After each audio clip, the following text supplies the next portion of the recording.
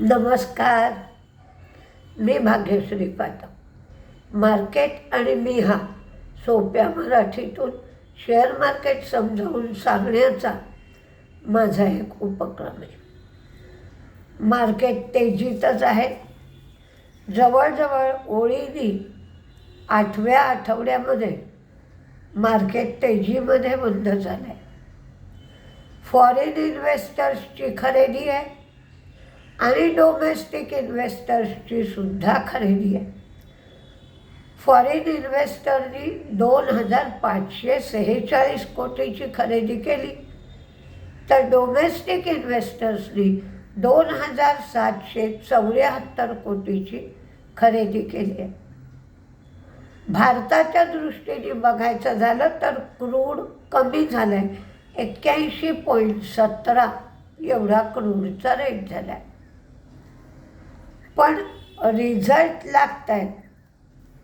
Result म्हणायला गेलं तर चांगले वाटत आहेत, पण जेवढे अपेक्षित होते किंवा वाव काय सुंदर रिझल्ट आहे किंवा एखाद्या मोठ्या कंपनीचा आपण एक अपेक्षा केलेली असते तेवढा दिसत नाही.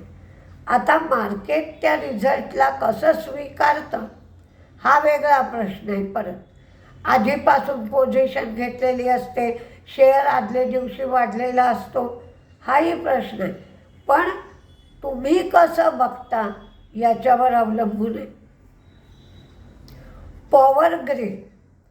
पॉवर ग्रीडचा रिझल्ट नेहमी चांगला लागतो, पण या वेळेला तेवढा चांगला रिझल्ट आहे असं दिसत नाही. रेव्हेन्यू 10,068 कोटी, मार्जिन 86.9%, प्रॉफिट 3,412 कोटी, पण ते 15,000 ते 17,000 कोटीची भांडवली गुंतवणूक करणार आहे. KEC इंटरनॅशनल यांचा रिझल्ट चांगला आहे, पण ते केबल व्यवसाय त्यांच्या सबसिडियरीला ट्रान्सफर करणार आहेत.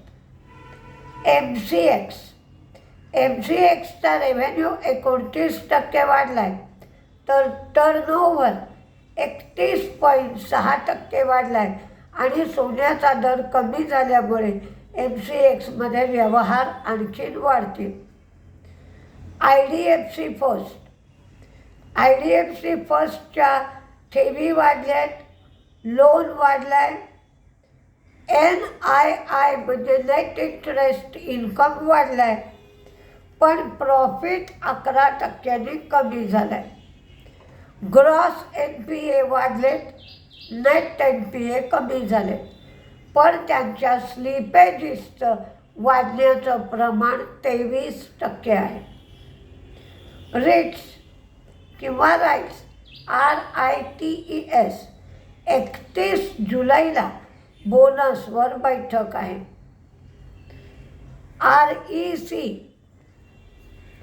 RECने जी लोन सँक्शन केली आहेत ती वाढली आहेत. डिस्बर्सल पण वाढले, ॲसेट अंडर मॅनेजमेंट वाढलेत, नेट इंटरेस्ट इन्कम वाढला आहे. नेट प्रॉफिट 3,442 कोटी, तर NPA ग्रॉस आणि नेट दोन्हीही कमी झालेत.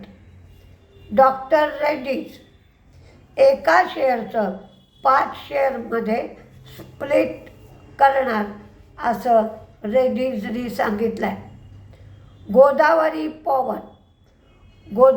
पॉवर छत्तीसगड पर्यावरण संरक्षण बोर्डाकडून 2 बिलियन टन प्लांट करायची त्यांना संमती मिळाली आहे. सुमिटोमो केमिकल यांचाही रिझल्ट चांगला आला आहे, त्यांचं प्रॉफिट दुप्पट झालं आहे. भेळला लेटर ऑफ इंटेंट मिळालं आहे, म्हणजेच LOI. इक्विपमेंट सप्लाय करायचं, इरेक्ट करायचं, कमिशन करायचं, त्याचं सिव्हिल वर्कसुद्धा करायचं. हे 10,000 कोटीचं कॉन्ट्रॅक्ट मिळालं आहे थर्मल पॉवर स्टेशन लावण्यासाठी आणि हे काम 52 महिन्यामध्ये भेरडी पूर्ण करायचं. स्पंदना स्फूर्ती यांचं प्रॉफिट कमी झालं आहे, नेट इंटरेस्ट इन्कम वाढलं आहे, पण NPA ग्रॉस आणि नेट दोन्हीही वाढले. ग्लेनमार्क लाईफला गुजरात पोल्युशन कंट्रोल बोर्डाने अंकलेश्वर प्लांट बंद करायला सांगितलं आहे, तिथलं उत्पादन थांबवायला सांगितलं आहे आणि 15 लाखाची बँक गॅरंटीसुद्धा द्यायला सांगितली आहे. SBI card net interest income वाढलं आहे, पण नेट प्रॉफिट फ्लॅट आहे. NPA वाढले, ग्रॉस NPA वाढले, नेट NPA वाढले, प्रोव्हिजन 53% प्रोव्हिजन्स पण वाढले आहेत आणि नवीन अकाउंट कमी झाले. त्यामुळे SBI कार्डचा रिझल्ट काही ठीक नाही आहे. NTPCचा रेव्हेन्यू वाढला आहे, मार्जिन 28% आणि टॅरिफ 3.3 वरनं 4.6 एवढे टॅरिफ्स झाले.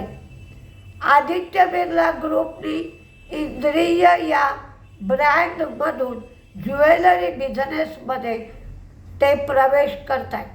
त्यामुळे ज्वेलरी क्षेत्रातल्या थंगमायल ज्वेलरी, टायटन, कल्याण ज्वेलर्स अशा कंपन्यांबरोबर त्यांची स्पर्धा आहे.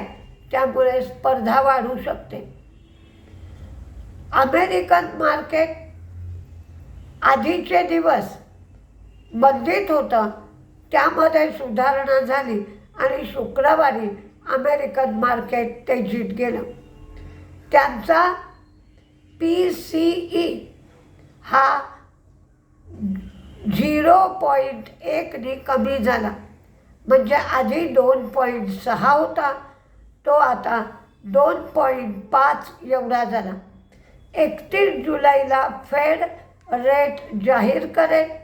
त्याचप्रमाणे bank of Japan, bank of England यांचेही रेट जाहीर होतील. मी 10 आणि 11 तारखेला 10 आणि 11 ऑगस्ट कोर्स ठेवला आहे. ज्याला कोणाला कोर्सची चौकशी करायची असेल त्यांनी 9699615507 9699615507 या नंबरवर फोन करून तुम्ही चौकशी करू शकता. आता तेजीमध्ये कुठले शेअर राहतील किंवा मंदीमध्ये कुठले शेअर राहतील हे सांगण्याच्या आधी काही गोष्टी राहिल्या आहेत त्या सांगते. पंजाब नॅशनल बँकेचा रिझल्ट छान आला आहे. त्यांच्या ठेवी वाढल्या, लोन वाढलं, नेट इंटरेस्ट इन्कम वाढलं, प्रॉफिट वाढलं, NPA कमी झाले, ग्रॉस NPA कमी झाले, नेट NPA कमी झाले आणि स्लिपेजेससुद्धा कमी झाले. त्यांचे NPA 5% 4% आले.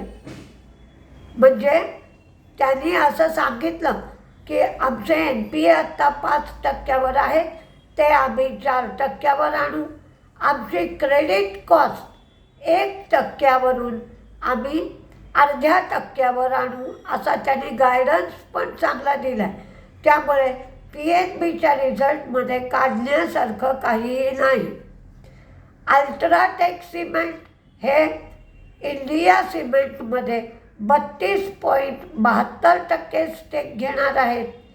त्याचा भाव 390 रुपये एवढा आहे आणि 3,954 कोटी रुपये ते खर्च करतील.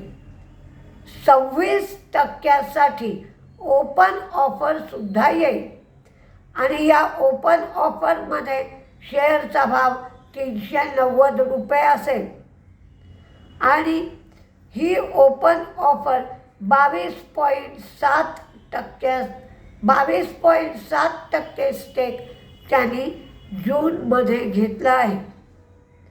ICICI बँक त्यांच्या ठेवी वाढल्या आहेत, लोन वाढले आहेत, नेट इंटरेस्ट इन्कम वाढलं आहे, फायदाही वाढला आहे. ग्रॉस NPA कमी झालेत 2.16वरनं 2.15, पण नेट NPA वाढले 0.42वरनं 0.43. त्यांचे स्लिपेजेस वाढले 15.1% आणि त्यांची वॉच लिस्ट ही कमी झाली आहे 4.4%.